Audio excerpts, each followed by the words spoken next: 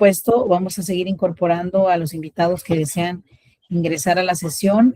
A medida vaya avanzando el tiempo, le vamos a estar dando ingreso a las demás personas, pero los que estamos acá, bienvenidos nuevamente. Es extender un cordial saludo a cada uno de ustedes que están conectados con la Universidad Pedagógica de El Salvador. Doctor Luis Alonso Aparicio, es un gusto que estén con nosotros. Quiero mencionarles que en este momento, pues, estamos a punto de iniciar una conferencia muy importante y, pues, en este momento, pues, mencionarles que la temática que ha sido designada para hoy es del Congreso debida negligencia aplicada al talento humano. Este va a ser desarrollado también por nuestro invitado, quien ya se encuentra con nosotros en este momento, y mencionarles también de que ya se encuentran las autoridades de la Universidad Pedagógica con nosotros, se encuentran maestrantes también, docentes interesados también que están unidos en esta sesión y por supuesto las personas interesadas en esta temática muy importante. En este momento hoy quiero cederle la palabra a la maestra Ana María Gamero, quien es es coordinadora de la Escuela Empresarial de la Facultad de Posgrados y Educación Continua, para que pueda darnos unas palabras de bienvenida. Maestra, le escuchamos. Muchas gracias. Buenas noches. Es un placer darles la más cordial bienvenida a este espacio de análisis y aprendizaje, donde abordaremos un tema de gran relevancia para las organizaciones actuales. Hoy reflexionaremos sobre este tema de gran importancia y agradecemos la presencia y participación en este importante espacio, convencidos de que el conocimiento compartido nos permitirá ampliar perspectivas, fortalecer nuestra visión profesional. Muchas gracias por estar acá puntualmente y sin más preámbulo, continuaremos con esta sesión. Dejo con ustedes a la licenciada Yesenia Aguilar para que pueda continuar con el programa ya establecido. Muchas gracias. Muchas gracias, maestra, por esas palabras en nombre de la Facultad de Posgrados y Educación Continua de la Universidad Pedagógica. Y como les mencionaba anteriormente, pues es muy importante el primer día del Congreso Tendencias Innovadoras en Finanzas, y el tema a desarrollar es debida negligencia aplicada al talento humano. Está a cargo del maestro Carlos Fernández Linares, quien tenemos el gusto que ya esté con nosotros. Comentarles que él es consultor y presidente de la Junta Directiva de la Asociación de Auditores Independientes de El Salvador. Y pues sabemos que esto es parte de las iniciativas que desarrolla la Facultad de Posgrados, por supuesto, para contribuir al conocimiento de los maestrantes, de personas interesadas en temáticas en finanzas. Y este es el primer día y se va a estar desarrollando un segundo día el próximo viernes, así que también hacemos la invitación para que puedan conectarse con nosotros. Antes de ceder la palabra al maestro Linares, quiero que podamos conocer un poco, voy a leer una breve semblanza sobre su perfil profesional para que podamos conocerlos. Él tiene más de 24 años de experiencia en sistema financiero, es auditor de riesgo de LAFT oficial, encargado de cumplimiento, también es auditor forense. Él es expresidente del Instituto Salvadoreño de Contadores, exdirector nacional de AIX para El Salvador. Es también docente y director de trabajo de grado de la UES, y también es docente hora clase de la Universidad de El Salvador y también de la Universidad de Sonsonate. Comentarles también que ya les había anticipado que él es presidente de la Junta Directiva de la Asociación de Auditores Independientes de El Salvador. Así que ya escuchamos que tenemos un profesional y queremos escucharlo. Maestro, pues cuéntenos y pueda desarrollarnos esta temática. Lo escuchamos. Bienvenido. Es un gusto. Gracias. Muy buenas tardes, noches a todos. El gusto es mío, ¿verdad? Estamos por acá. Vamos a dar inicio. Damos inicio, ¿verdad, licenciada? ¿Ya? Sí, perfecto, sí, maestro, con todo gusto. Perfecto, gracias. Bueno, buenas noches. Como les decía, para mí es un honor, un privilegio compartir con la universidad.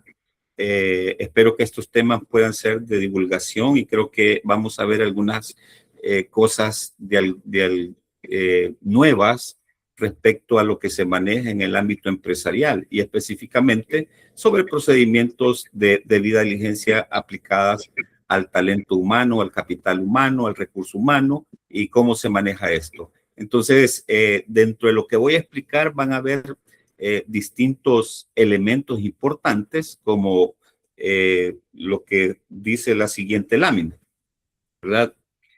Vamos a ver la siguiente lámina. Ahí tenemos, ¿verdad? Que vamos a ver elementos importantes. Fíjense que vamos a ver elementos importantes de recursos humanos que tienen que ver con la nueva ley especial en materia de prevención de prevención, control y sanción de lavado de activos, financiamiento al terrorismo y financiamiento a la proliferación de armas de destrucción masiva. Necesariamente porque tengo que hablar de esto y al final lo que se trata es que todo está dentro de un ámbito tecnológico. Vamos a hablar un poco de qué es identidad digital y después vamos a hablar sobre lo que dice el Grupo de Acción Financiera Internacional sobre la identidad digital. Y ahí vamos a entrar a la parte del onboarding, ¿verdad? Que se refiere tanto al onboarding digital, al onboarding de recursos humanos y también vamos a hablar del famoso inboarding. O sea, para que veamos que dentro de la parte tecnológica, el tema de la debida diligencia ya da estos dos nombres, como me dijo alguien, bien americanizados, ¿verdad? Pero prácticamente son nombres que se están manejando en el área de recursos humanos y que de ahora en adelante siempre tenemos que estar amarrados con esto. También vamos a ver el uso de la identidad digital en los procesos de debida diligencia. O sea que todo tiene que ver con un tema de debida diligencia. Entonces vámonos a los ámbitos generales, ¿verdad? Ya en la siguiente lámina yo explico al respecto sobre los siguientes elementos. Entonces, como les decía, la primera parte es necesario que les ponga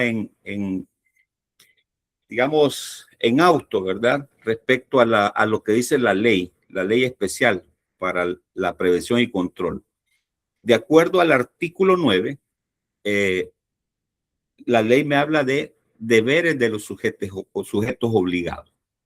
Y uno de los deberes de los sujetos obligados, prácticamente en el numeral 6, dice que todos los sujetos obligados deberán establecer, desarrollar planes anuales de capacitación especializados en materia de la presente ley, dice, para los empleados con algún grado de responsabilidad en la ejecución de procedimientos del sistema de gestión de riesgos y funcionarios tales como directores, gerentes, personal administrativo, áreas de negocio, juntas directivas u órganos equivalentes y aquellos que se estimen convenientes. Esto es prácticamente que en el artículo 9 establece que se deben de tener estos programas. Además de esto, quiero aclararlo también, no es que solo sea para sujetos obligados. Ojo, de acuerdo a la ley especial, en el artículo 1 del objeto de la ley, establece que todos, ¿verdad? Todos somos objeto de cumplimiento y de aplicación de la ley.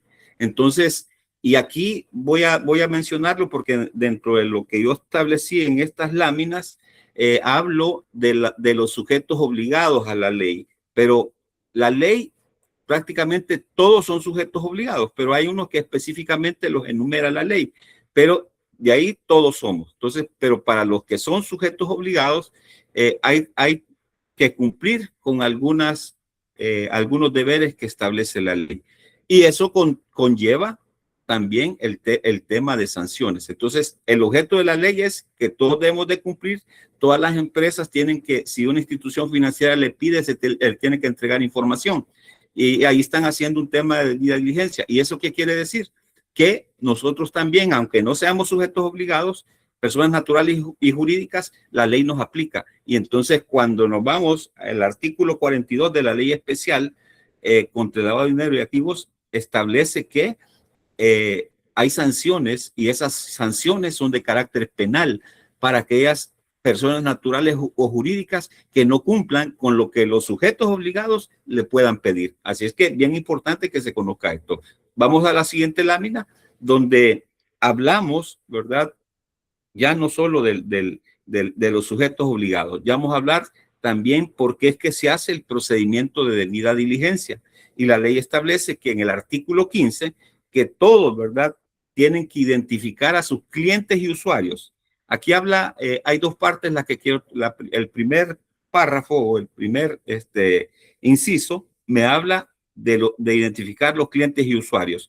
Pero el segundo inciso me dice, de igual forma, los sujetos obligados establecerán políticas y procedimientos adecuados para asegurar altos estándares éticos en la contratación de sus empleados. Ahí viene. Todos aquellos que tienen que hacer un proceso de contratación tienen que tenerlo con base a políticas y procedimientos adecuados con estándares éticos. Vamos a la siguiente, siempre en la ley, ¿verdad? Siempre lo que me dice la ley. De acuerdo al no cumplir con esto, yo creo que les mencioné que todos somos sujetos de la ley, o sea, sujetos obligados y no obligados, personas naturales y jurídicas, y nos aplica sanciones penales, pero la ley también establece hoy sanciones de dos índoles, ¿verdad? Unas sanciones que significan que son infracciones graves y otras que son sanciones por infracciones muy graves. Entonces, ¿qué pasa por no cumplir con los procedimientos y tener los planes y todo para la contratación de personal? Entonces, la sanción que se puede aplicar, solo hay dos. La grave es una multa de hasta 100 salarios mínimos, de acuerdo al artículo 34, inciso tercero. Pero si la infracción, digamos, es muy grave, siempre en el inciso tercero habla de 101 salario mínimo y 200 salarios mínimos. Entonces, a nadie le gustaría pagar eso, ¿verdad? Así que así un poquito, empecé con esto para que empecemos a hablar con un poquito de miedo, ¿verdad? Para que veamos que la ley especial para la prevención y sanción y control de lavado de dinero y activos, de financiamiento al terrorismo y financiamiento de la proliferación es aplicable. Vamos a la siguiente lámina. Y voy a hablar porque la idea de esta charla magistral es que podamos entender que prácticamente todo lo que se maneja y se hace hoy en día prácticamente es a través de la tecnología. Entonces, y como se da a través de la tecnología, prácticamente todos, hasta el más mínimo empleo o negocio, debe de tener, digamos, alguna operación o transacción y todo lo que hace en línea, ¿verdad? Entonces, yo les preguntaría, ¿quiénes de aquí no tienen identidad digital? La pregunta sería, no es que no tengan, todos tienen, de alguna manera, todos tienen un teléfono, todos tienen una cuenta, todos tienen una cuenta de ahorros, una cuenta corriente, una cuenta de Gmail, una cuenta de Hotmail, etcétera. O han entrado, usan usuarios para entrar a diferentes plataformas, etcétera. Entonces usted tiene una identidad digital. Y usted ya cuenta con una identidad digital. Entonces, nadie me puede decir aquí que no tiene identidad digital. Entonces, vamos a la siguiente lámina y vamos a tener que hablar un poquito sobre identidad digital para entender el proceso de identidad o de debida diligencia sobre la cual se tiene que desarrollar hoy en día en áreas como son las áreas tecnológicas. Pero, como yo les digo, prácticamente todos, ¿verdad?, cuentan con una identidad digital. Entonces vamos a definir lo que es la identidad digital, la identidad oficial y la identidad digital. Entonces tenemos estos tres tipos de identidad y así, digamos, rápidamente, en la siguiente lámina vamos a detallar lo que está, ¿verdad? En la siguiente lámina, vamos a ir, dice, primero hay una definición de identidad, ¿verdad? Y esto viene desde hace mucho tiempo y cada uno, ¿verdad?, tiene una identidad, ¿verdad? Una persona, una organización, una cosa o proceso es todo aquello que lo caracteriza. En un individuo, la identidad abarca desde características físicas, género, información biométrica o experiencias hasta pertenencias, diplomas o propiedades, etcétera. Esto de acuerdo a la identidad, la identificación, tenemos identidad y tenemos identificación. Entonces, la identificación es esencial para solicitar y otorgar acceso a servicios de todo tipo. De acuerdo a la Declaración Universal de los Derechos Humanos, no menciona la palabra identidad ni una sola vez, ni tampoco reconoce explícitamente el derecho a ser identificado, ¿verdad? Pero, sin embargo, sí reconoce el derecho a todo ser humano al reconocimiento de su personalidad jurídica en cualquier lugar. O sea, si nosotros somos una identidad digital, nos convertimos en una persona jurídica en cualquier lugar, de acuerdo al artículo 6. Tenemos también derecho a una nacionalidad, de acuerdo al 15, derecho a una propiedad privada, de acuerdo al 17. Para garantizar todos estos derechos, las personas han de ser identificables. De ahí que viene el tema de tener una identidad, ¿verdad? Ser identificables. Vamos a la siguiente rapidito, porque voy a hacer, digamos, les voy a correr con la presentación porque es bastante larga, para poder explicar todo lo que tengo que explicar. Bueno, la identidad oficial, ya hablamos de la identidad, ¿verdad? Identificación, identidad oficial. La identidad oficial prácticamente es la identidad de especificación de una persona física única, que, de acuerdo al Grupo de Acción Financiera, establece que ésta se basa en características o atributos o identificadores de la persona que establecen su singularidad en la población en un contexto determinado. Y B, dice, es reconocida por el Estado para fines regulatorios y otros fines oficiales. Entonces aquí viene ya una definición, donde el Estado es cuando bueno, yo lo he dicho en otros cursos, ¿verdad? Y digo, miren, lo más grande que nos pueden haber dado nuestros padres, y no importa cómo sean y cómo sean o sean comportados sus padres. Perdonen que tengo la máquina se me va a desconectar, si no la voy a hacer. Permítame una pausita, por favor, permítame.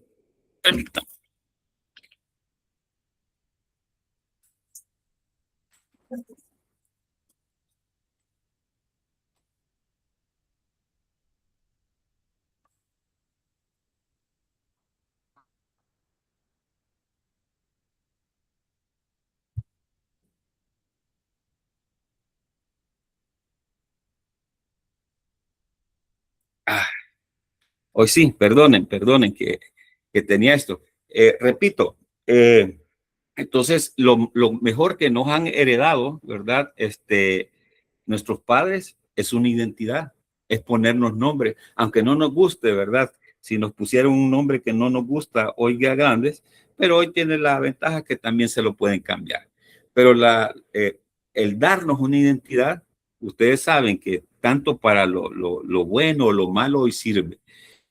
Sus datos personales probablemente se puedan vender y tienen un precio. Su identidad tiene un valor. Por eso es que existe hoy en día tanto, ¿verdad? Tanto ¿cómo se llama? Tanto fraude y sobre todo fraude financiero, porque los datos, ¿verdad? Usan la identidad o los datos de otra persona, y entonces por eso su identidad tiene un valor, tiene un precio. Así que es importante. Vamos a la siguiente lámina. Y la identidad digital es la representación única de un sujeto involucrado en una transacción en línea. Yo creo que eso es la clave. Toda transacción o operación que se hace, ¿verdad? A nivel del Internet, de los sistemas, en las plataformas y todo, entonces prácticamente esa es identidad digital. Entonces todos contamos con una identidad digital. De acuerdo a esto, esa identidad siempre va a ser única en el contexto de un servicio digital, ¿verdad? Todos ya saben cuando abrimos una cuenta. Hoy en día, ustedes saben que las instituciones financieras hoy las puede abrir desde la casa. Ya no necesita ir al banco personalmente para abrir una cuenta. Hoy puede hacer un depósito a plazo, lo puede hacer desde su casa y no hay ningún problema. Pero de eso es lo que vamos a tratar de hablar, sobre el tema de cómo se aplica toda la debida diligencia para ir identificando a todos los clientes de acuerdo a esto. Vamos a la siguiente. Entonces, si ya tenemos una identidad digital, aquí hay una definición como el Banco Mundial habla de las identidades digitales y cómo es que se crean y se utilizan como parte de un ciclo vital que se compone en 4 etapas, ¿verdad? Dentro de esas 4 etapas está uno, el registro, incluyendo inscripción y validación. Ya lo vamos a comparar con la debida diligencia de Gafi, para los clientes y para el recurso humano. Ya vamos a hablar de eso. Y todo esto aplica igual, ¿verdad? Registro incluyendo inscripción y validación. ¿Ve? Emisión de documentos o credenciales. Autenticación de la identidad y autenticación para la prestación de los servicios y transacciones. Entonces, esos 4 elementos siempre se tienen que considerar en la prestación de un servicio, que sea a través de las plataformas o en línea donde se utiliza lo que es la identidad digital. Vamos a la siguiente. Y aquí tenemos, la pregunta es, ¿qué es un sistema de identidad digital? Y me va a decir, Lick, pero ¿por qué empezamos habla de la debida diligencia en el recurso humano y nos está hablando de todo esto de la identidad digital, etcétera? Sí, lo que pasa es que como necesito establecer el procedimiento, recordemos que ahora todo se lleva en sistemas, en software. Entonces, es bien poco lo que se lleva manual. Y la misma ley especial contra el lavado de dinero activo establece que deben de haber programas, ¿verdad? Para poder llevar a cabo todos estos controles, tanto en el tema de clientes y usuarios y empleados, ¿verdad? O recurso humano. Entonces, de acuerdo a este concepto, ¿qué es identidad digital, verdad? Esa identidad son aquellos sistemas de identidad que se utilizan a través de los medios electrónicos para confirmar y acreditar la identidad oficial de una persona en línea en entornos presenciales en varios niveles de garantía. Entonces, lógicamente, por ejemplo, para poder, digamos, usted ingresar, digamos, a la plataforma de la universidad, le pide un usuario que lo identifique, pero previo a eso usted ya tiene, digamos, un carnet, ¿verdad? Ya presentó, digamos, información, toda esa documentación se tiene ahí, etcétera. Y todo eso ya solo únicamente se valida y eso se hace a través de los sistemas.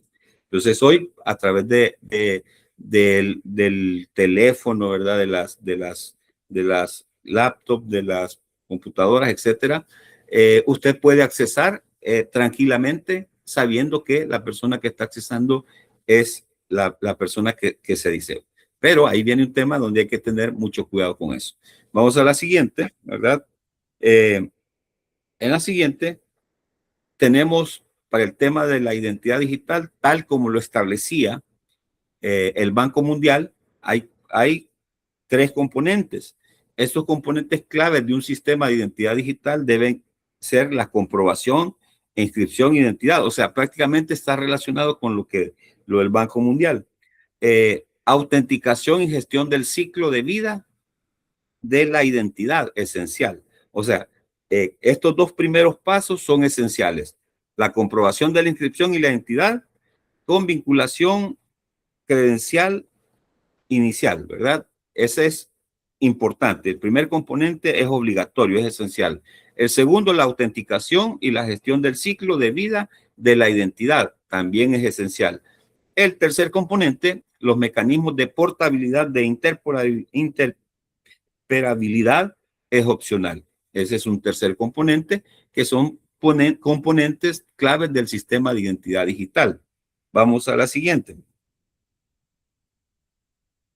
Y aquí voy a hablar un poco, como les dije, miren, aquí hay varios temas y de hecho he tenido el privilegio de compartir estos temas en el extranjero, me han invitado y he hablado sobre temas de RegTech, que es regulación tecnológica, ¿verdad? Pero tengo que hablar sobre el tema del Grupo de Acción Financiera en relación a la regulación tecnológica y que está muy relacionado a la identidad digital. Vamos a ver qué me dice el GAFI al respecto. Vamos a ver.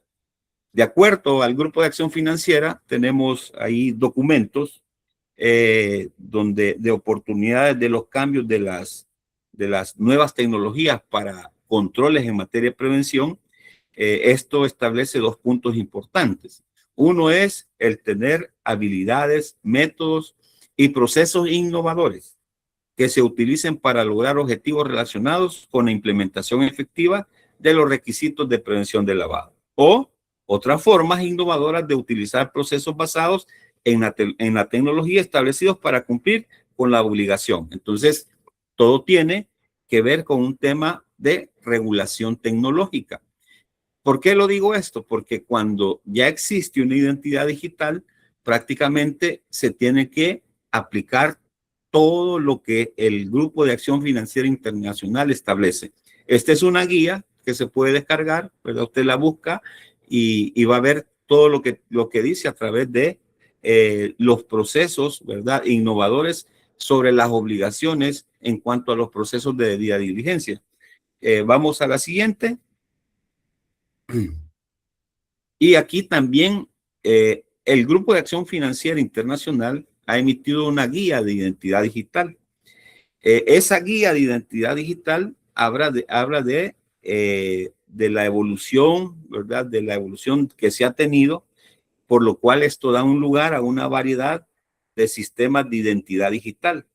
De acuerdo a esta guía, ¿verdad? Esta está pensada para ayudar a los gobiernos, a los sujetos obligados y a otras partes interesadas a determinar cómo se pueden utilizar los sistemas de identidad digital para llevar a cabo ciertos elementos de debida diligencia del cliente, de acuerdo a la recomendación 10. Entonces, ya aquí hablamos de la debida diligencia al cliente, pero que están relacionados a todo el procedimiento de identidad digital. Entonces, el Grupo de Acción Financiera Internacional ha emitido todos estos documentos que usted los puede, son de libre, ¿verdad? Descargarlos y los puede ver y se va a empapar de todo esto. Entonces, yo solo lo que he hecho un extracto de todo esto y esto es lo que se aplica en los procesos de debida diligencia y como el Grupo de Acción Financiera Internacional tiene recomendaciones y esas recomendaciones son las que los países tienen que aplicar y incorporarlas a sus leyes para poder darle cumplimiento a estas. Vamos a ver en la siguiente lámina, de acuerdo a esto, el Grupo de Acción Financiera Internacional se ha comprometido a garantizar normas mundiales para la prevención del lavado y apoyar firmemente el uso de las nuevas tecnologías en el sector financiero para que se alineen con la aplicación de las normas, ¿verdad? O la regulación tecnológica y los objetivos de la inclusión financiera. Es ponerse a la par y ahí están los beneficios potenciales que tenemos con esto, de acuerdo al GAFI, es que se facilita la identificación y la verificación de los clientes en el momento de su admisión. O sea, porque estamos hablando ya de tecnología, ya estamos hablando de usar la tecnología, la identidad digital es importante para que se pueda utilizar. Y me dice también que se apoya en la debida diligencia continua y el escrutinio de las transacciones a lo largo de la relación comercial. O sea, toda la información que se va metiendo, aparte de, sirve para temas de seguimiento en el talento humano, en el capital humano, también se le da seguimiento en materia de controles por cuestiones de prevención de lavado y de cumplimiento del GAFI. Facilita, ¿verdad?, las medidas de debida diligencia del cliente y ayuda a la supervisión de las transacciones con fin de detectar y notificar operaciones sospechosas, así como la gestión general de riesgos y los esfuerzos de la lucha contra el fraude. Vamos a la siguiente, voy rapidito porque aquí viene la parte más interesante dentro de lo que hemos hablado. Por eso cada parte que les he hablado por lo menos es un buen tiempo y espero tal vez compartir con ustedes más detalladamente. Ahorita solo estoy dando las líneas generales, pero aquí viene una palabra que tal vez para muchos sea nuevo, para muchos ya la conocen, pero la gran pregunta es, ¿qué es un onboarding? ¿Qué es un onboarding? De acuerdo a esto, el onboarding es un proceso de inducción de nuevos empleados para que conozcan la empresa. ¿Cuál es el rol en la misma? ¿Cómo están compuestos los departamentos y cuáles son los objetivos y la misión de la organización? Asimismo, los nuevos trabajadores pueden tener más claro sobre cómo desempeñar las funciones en la organización y qué se espera de ellos. Entonces, el onboarding es un acompañamiento que la empresa tiene que hacer desde que inicia el proceso de contratación. Y como les digo, hay dos tipos de onboarding, ¿verdad? El onboarding que se hace normalmente, que se utiliza normalmente o manualmente, y está un onboarding tecnológico, muy utilizado para muchas empresas cuando contratan personal. Hoy tenemos la ventaja porque que hoy podemos hacer una entrevista. Si usted lo entrevistan en inglés y todo del otro lado del mundo y lo quieren contratar, pues lo contratan. Ahí aplican lo que es el onboarding, pero aplican el onboarding digital.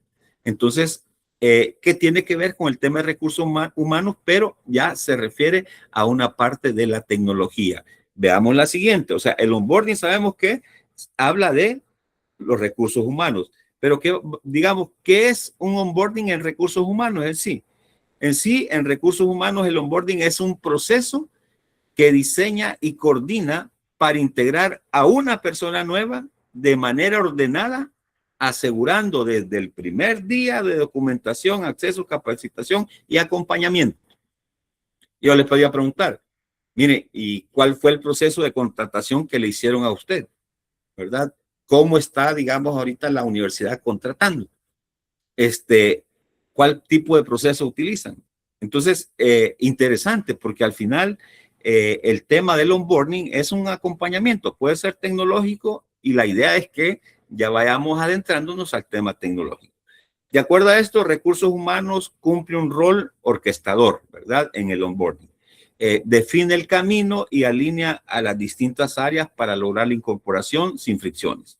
Cuando este trabajo está bien estructurado, el onboarding se vuelve un proceso repetible, medible y escalable, especialmente cuando se apoyan iniciativas y herramientas de innovación en recursos humanos. Entonces, estamos hablando que deben de haber cambios y tienen que aplicarse herramientas de innovación, o sea, la contratación y los procesos de debida diligencia que se tienen que hacer para la contratación del recurso humano o el capital humano debe de ser de una manera ya innovadora. No necesariamente hoy se está cumpliendo con las normas específicamente. El onboarding, hay un proceso estratégico de integración de acuerdo de un nuevo empleado, y estos son los procesos de onboarding: entregar la documentación y las herramientas necesarias al empleado, proporcionar la formación necesaria para realizar las tareas del puesto, organizar actividades que conecten de forma social al empleado con otros miembros del equipo y realizar acompañamiento que garantice la buena adaptación. Vamos a la siguiente porque ya estamos con el tiempo. El uso de la identidad digital, ¿verdad? O de la debida diligencia nos ayuda, ¿verdad? Y aquí estoy hablando en materia de prevención de lavado. Entonces, el onboarding me ayuda a seguir todo ese proceso. Y lo mismo hacemos con los clientes y usuarios y con el capital humano, ¿verdad? Ya lo expliqué en una lámina anterior. Vamos a la siguiente. Y aquí me surge otra pregunta. Recordemos que estamos en proceso de debida diligencia, ¿verdad? Para todos los que están acá. Pero ya hablamos cómo funciona el onboarding. Ya el onboarding digital, ya vimos que es la incorporación, ya sea de clientes, usuarios y recursos humanos. Pero el inboarding, que es lo contrario al onboarding, dice que ya es un proceso continuo que ayuda a los empleados a adquirir el conocimiento y habilidades, procesos y capacidades necesarias para tener éxito dentro de la empresa. Y aquí viene lo interesante. Si bien la definición es similar a la del onboarding, esto se centra en empleados tanto ya establecidos en lugar de nuevos contratados. Y aquí viene un tema. El onboarding es la aplicación de los procesos de debida diligencia de aquellos empleados que dejan de ser empleados, que aún no son ya empleados nuestros, pero que se van para otra empresa. Pero el deber de recursos humanos y del capital humano es de darle seguimiento. Y aquí es donde viene la situación delicada. Tengo que darle seguimiento. ¿Por qué? Máxime si se tratan de puestos delicados, de puestos claves. Imagínese que sea un gerente de ventas y le va a llevar casi el total, si se va para otra empresa, le va a llevar todos sus clientes, y digamos casi el 50% de la cartera de sus clientes, entonces ahí viene y se le aplica el onboarding.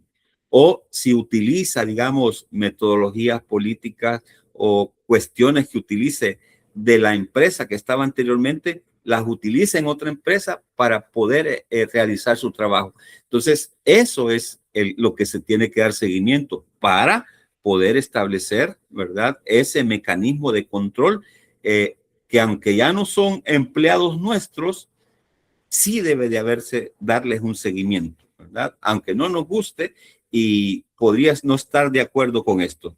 Imagínese esto que me habla del onboarding, ¿verdad? Y ahí hay una pregunta. ¿Sirven para algo los detectives laborales, verdad?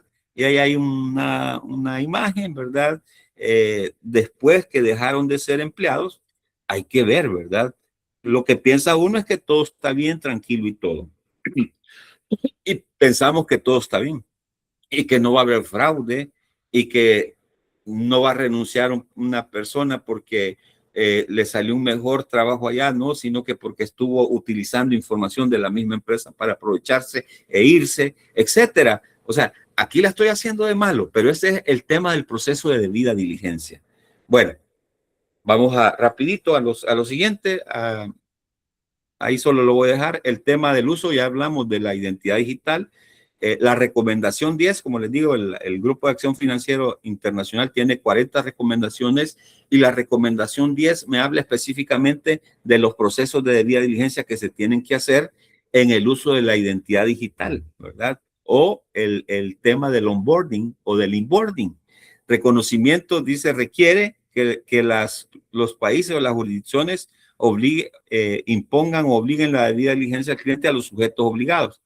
La discusión de que sigue aclara la aplicación de la recomendación 10 en el contexto de los sistemas de identidad digital.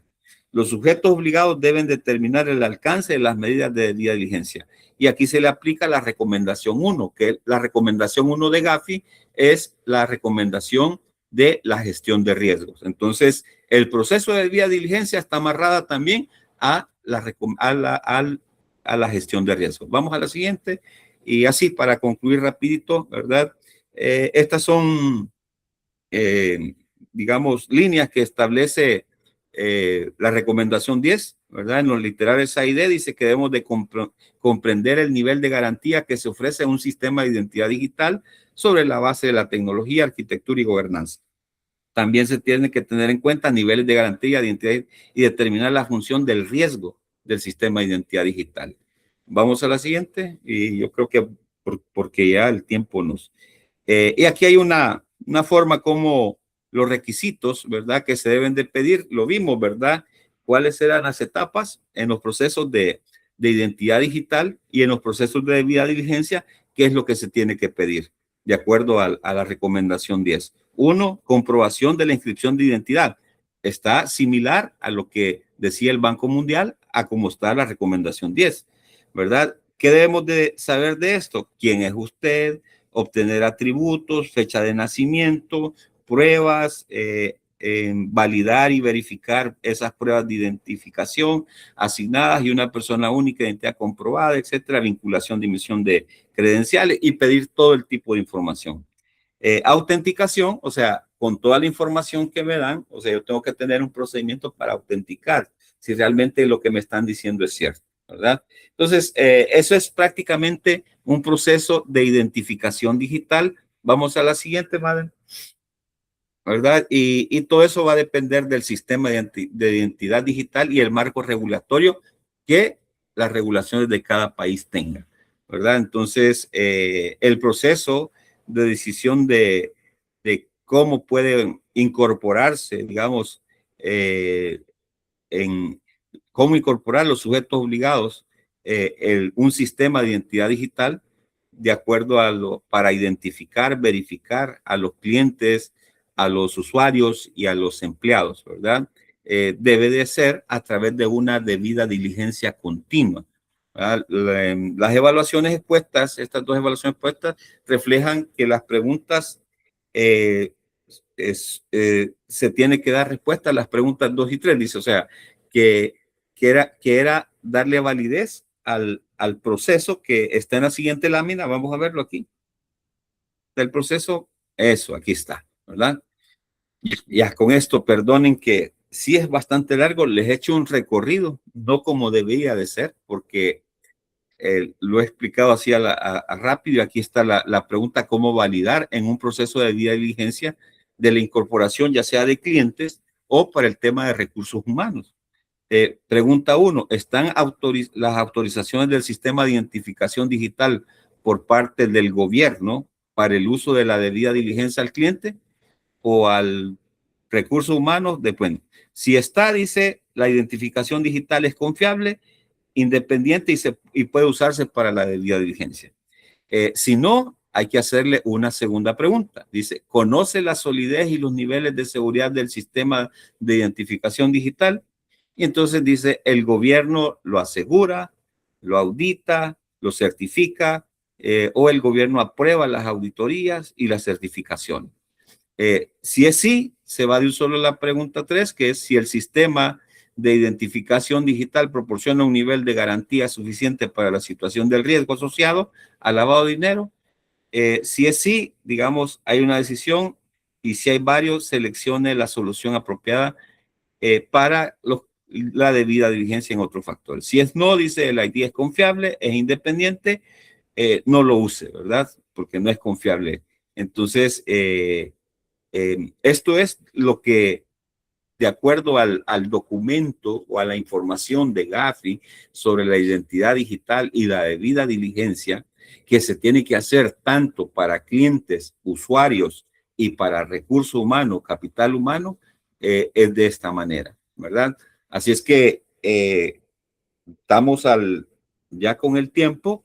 He respetado la hora para que entremos a una etapa de preguntas, ¿verdad? Respetando el programa que se tiene. Licenciada. Sí, muchas gracias, maestro Carlos. Ha sido un gusto escucharlo. Entramos al espacio de preguntas, como ya decía el maestro, pues dando un tiempo para aquellos que tengan alguna duda, alguna consulta, pueden hacerlo a través de dos vías. Bueno, ya hay una, es más, pueden presionar el icono de la mano levantada o también escribirlo a través del chat de la sesión y con mucho gusto le vamos a dar lectura. Adelante, le escuchamos, María.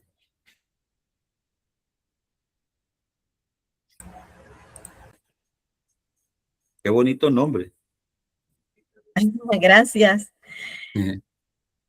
Tratando de prender la cámara. Sí, buenas noches. Buenas noches. Profesor, soy la doctora María Félix Valencia. Soy la directora de la revista CPA Panamá, una revista científica especializada en contabilidad de la Universidad de Panamá. A mí me invitó el maestro Rolando Dimas. Tenemos un acuerdo de mutuo de intercambio profesional y él me invitó a esta conferencia que me pareció muy interesante, muchas cosas que no conocía, porque yo también me dediqué un tiempo a la auditoría forense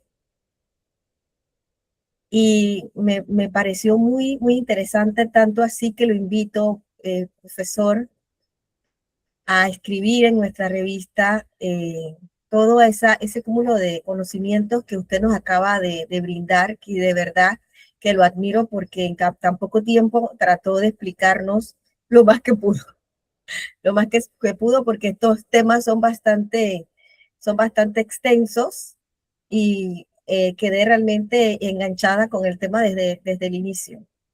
Muy interesante, me alegro mucho.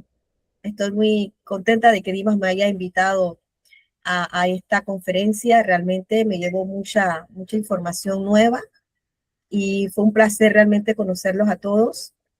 Y bueno, si tienen algún interés en escribir en nuestra revista, pues con mucho gusto a través del maestro Dimas. Y también pues a través de entrar a la revista CPA Panamá. Si ponen en Google CPA Panamá, revista CPA Panamá, y para que puedan ver todos los detalles. Pero realmente, nuevamente, profesor, encantado, y me parece una excelente conferencia. Gracias a todos. Muchas gracias, María, doctora María. Pues un gusto que esté aquí con nosotros y que se haya conectado. También escuchar su comentario. Doctor, no sé si tiene algún comentario y alguien más que desea preguntar, puede escribir también su pregunta, su consulta a través del chat y la vamos a leer. O también puede presionar el icono de la mano levantada y con mucho gusto le vamos a ceder la palabra. Aprovechemos ahorita al doctor, al maestro que tenemos aquí, un experto en contaduría pública y en finanzas. Quizás de hecho, en lo que preguntan, si hay alguien ahí, ¿verdad? Le contesto ahí a la colega de Panamá, ¿verdad? Sí, he tenido la oportunidad de también utilizar el tema de la regulación tecnológica, ¿verdad? Que la RegTech y la SupTech, ¿verdad? Y la supervisión tecnológica aplicadas a la auditoría forense, ¿verdad? Ese es un tema también bastante interesante. De hecho, hoy no es que nosotros como profesionales en la contaduría pública conozcamos, digamos, programación, tecnología, sino que lo más importante es conocer cómo funciona el modelo de negocio y establecer cómo se aplica el tema. Hoy en El Salvador, por ejemplo, tenemos una infinidad de normativa, de leyes, de tecnología, todo eso. Perdón, la pregunta que me hacían ahí por chat en estos momentos, perdón. No sé si la tiene usted ahí. Se la puedo leer, sí, con gusto. Y Dice, después creo que va licenciado el Rolando Dimas. sí, así vamos a hacer. ¿Cómo vincular la debida diligencia de personal con el sistema de gestión antisoborno? Miren, prácticamente quizás ese también es otro tema. Fíjense qué interesante, porque aquí también yo he dado bastantes charlas sobre la norma antisoborno, ¿verdad? Entonces, hablar recordemos que la antisoborno son programas, y lo más importante que lo que estamos hablando acá, y gracias por eso, por esta pregunta, porque eso me da herramientas para incluirla un par de láminas que tenga que ver con el tema de antisoborno, porque en el programa de antisoborno el seguimiento es a las personas, al recurso humano, ¿verdad? A los empleados. Entonces, prácticamente sí se debe de aplicar, y hoy en día, como les digo, no es que se puedan llevar solo controles de manera manual, sino que prácticamente hoy existen programas que se deben de dar cumplimiento. Lo que pasa es que el tema de prevención de lavado, el tema antisoborno, están muy relacionados, ¿verdad? Pero no son lo mismo, son dos áreas que tienen que estar separadas, ¿verdad? Igual el tema de fraude también debe estar separado, y para ello se aplica De la misma manera que estamos viendo el tema de la identidad digital, el tema del seguimiento. Fíjese que en el antisoborno es lo mismo, porque se trata de instituciones, la mayoría de instituciones públicas. Entonces, si una persona se va de una institución pública a otra institución pública, y si esta institución pública maneja información privilegiada, entonces hay que aplicarle el tema del onboarding, ¿verdad? Hay que darle seguimiento. Y aquí estoy diciendo, y creo que esto es lo nuevo, ¿verdad? Que no es solamente darle seguimiento al empleado cuando ya, bueno, lo despiden, o renuncia y todo. No, o sea, no termina ahí la labor del control, ya sea de recursos humanos o de estas áreas, del área del oficial antisoborno o el tema de prevención de lavado. Siempre se le tiene que dar seguimiento a todo esto. Así es que sí aplica porque está dentro del proceso, y gracias por eso, por esa pregunta.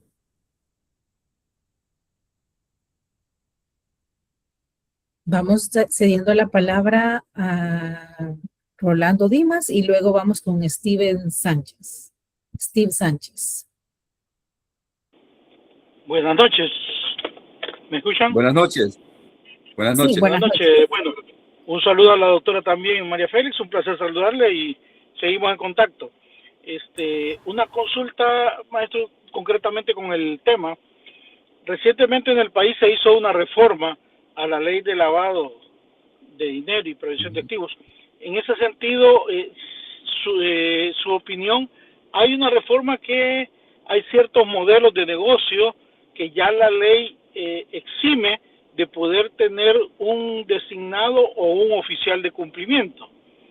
La pregunta concreta es, ¿qué recomendaría usted para las empresas o modelos de negocio que están dentro de esa exención o exoneración? ¿Qué recomienda usted? ¿Mantener la figura del oficial de cumplimiento o designado de cumplimiento, aunque significa un gasto adicional a nivel de planilla, o simplemente eliminarla como ya no se exige la ley? ¿Su opinión? Ok. Gracias, maestro. Un gusto saludarlo y conocerlo. Fíjese que en el tema de la reforma, ¿verdad? El artículo 7 nos dice ya cuáles son los sujetos obligados específicos. Para los que no son obligados, incluso cuando yo hice la introducción en el tema, hablé y dije que de acuerdo al artículo 1, y aquí viene lo que usted está preguntando, el artículo 1, que es el objeto de la ley. Y cuando habla del objeto de la ley, dice que todo, ¿verdad? Las personas naturales y jurídicas estamos obligados al cumplimiento de la ley especial para la prevención, control, sanción del lavado de dinero activo, financiamiento al terrorismo y financiamiento de la proliferación. Todos estamos obligados a cumplir. Entonces aquí viene, si ya no son sujetos obligados, digamos, varios negocios ya no son sujetos obligados, ellos siempre tienen que hacer los procedimientos de debida diligencia. Tengan o no oficial de cumplimiento, y aquí es lo que usted me pregunta, tengan o no oficial de cumplimiento, ellos tienen que hacer siempre los procesos de debida diligencia. ¿Con qué clientes hace negocio? Tiene que tener por lo menos una sumatricita de clientes, ¿verdad? Para establecer el nivel de riesgo de esos clientes. ¿Por qué? Porque el artículo 42, ¿verdad? 40 y 42 de la misma ley ya reformada, la nueva, establece que si estas personas incumplen porque ayudaron, ¿verdad? Dieron, motivaron, le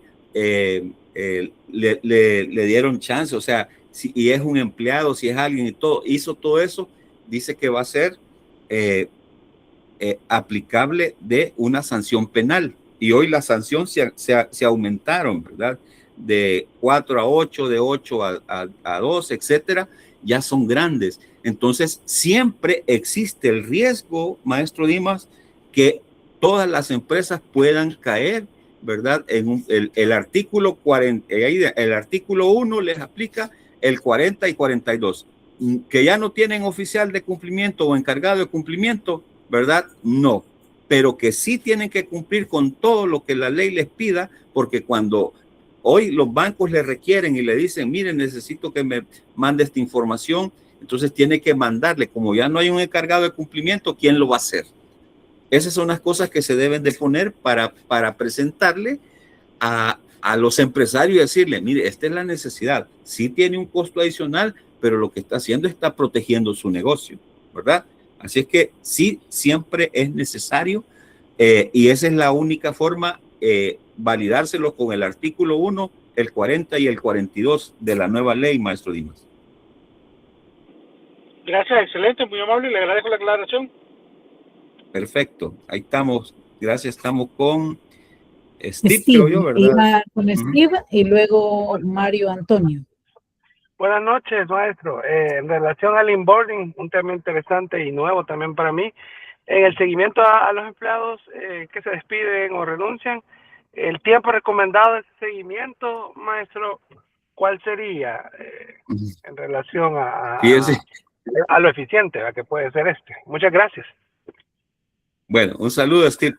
Fíjese que eso va a depender el tipo de empleado que sea, ¿verdad? O sea, cuando por lo general, digamos, puede ser, he visto, voy a decir así, políticas y sobre todo en el sistema financiero, donde para puestos gerenciales, ¿verdad? Superiores, digamos, altos, puestos altos, hasta 3 años, ¿verdad?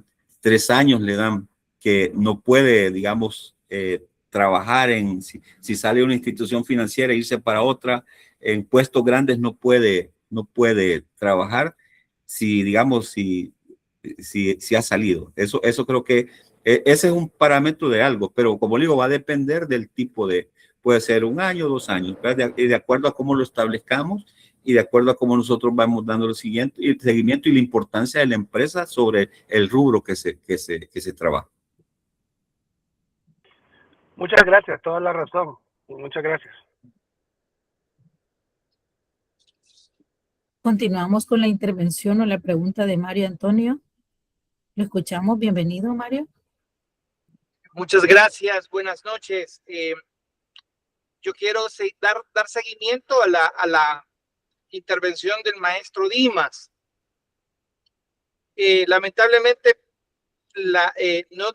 se cortó un poco la señal, pero me ha interesado mucho y le felicito por la ponencia. ¿A quién? Ya retomando la pregunta. Sí, todos somos sujetos, todos somos de alguna manera sujetos obligados, pero al llegar y empezar algunas empresas a quitar la figura del oficial de cumplimiento y sabiendo las obligaciones que se deben de cumplir, porque seguimos siendo sujetos obligados, la recomendación, porque se empezó a hablar esa parte y ahí se me cortó la señal. Mil disculpas, pero la recomendación en quién debe de caer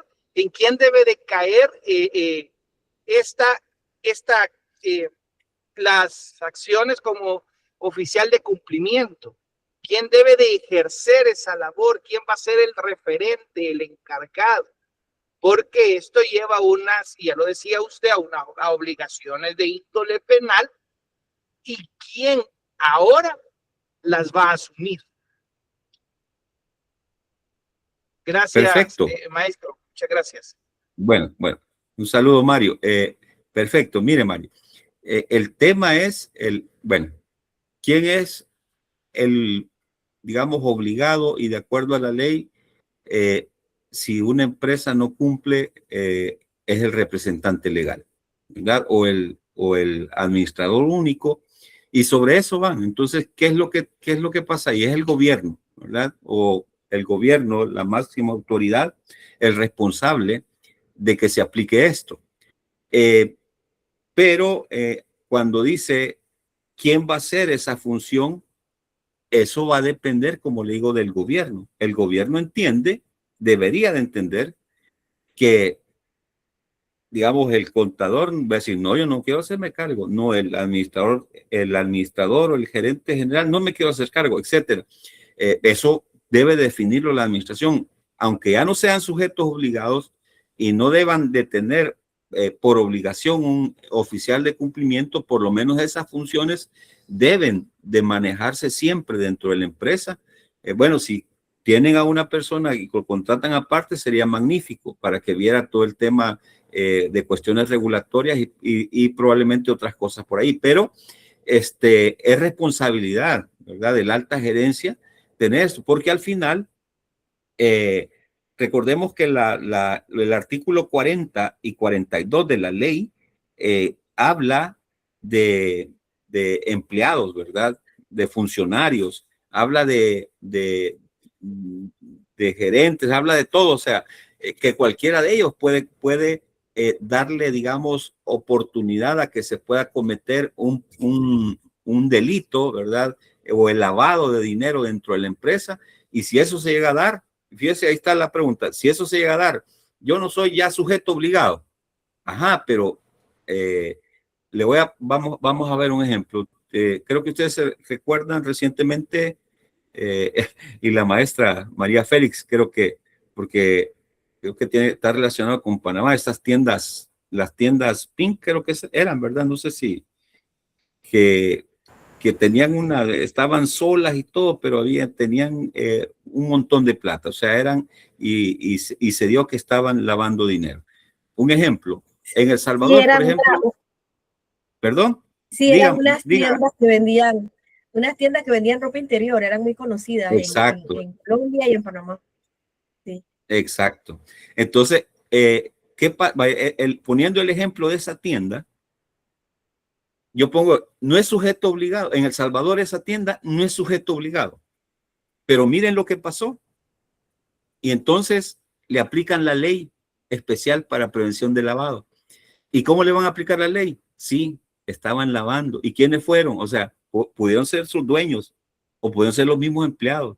O los mismos empleados hacían eso, ya sabían que hacían eso, etcétera. Y entonces ahí viene un montón de procesos que ahí con la doctora María Félix, ahí en los casos de auditoría forense allá en Panamá, hay muchos de esos donde acusan a mucha gente, a muchos empleados, y se tiene que hacer las famosas auditorías, en estos casos nosotros peritajes, ¿verdad? Para poder, porque tienen los elementos que le aplican los artículos. Antes la ley era artículo 3 y en todos los temas de prevención de lavado, de los temas de casos de lavado, siempre metían el artículo 3, ¿verdad? Y ahora va a ser el artículo 40 y el artículo 42 en la ley salvadoreña. Entonces, ahí la importancia de lo que estamos viendo. Esa empresa no era sujeto obligado, pero de repente empezó a hacer operaciones y transacciones. Y miren, y se llevan no solamente al dueño, ¿verdad? Se llevan a los gerentes, se llevan al auditor externo, etcétera. Entonces, sí, debe de haber controles y debe haber un responsable para poder manejar todos esos controles, aunque no sean sujetos obligados. Aunque en Panamá hay ¿cómo se llama? Una superintendencia para APNFDs, ¿verdad, doctora? Hay una superintendencia específica, ¿verdad? Así es, ayuda. Bueno, entonces así está esto. ¿De acuerdo, Mario?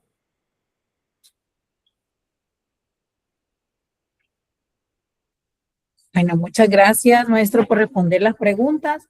Creo que nos quedamos hasta acá. Ya no escribió nadie también en el chat.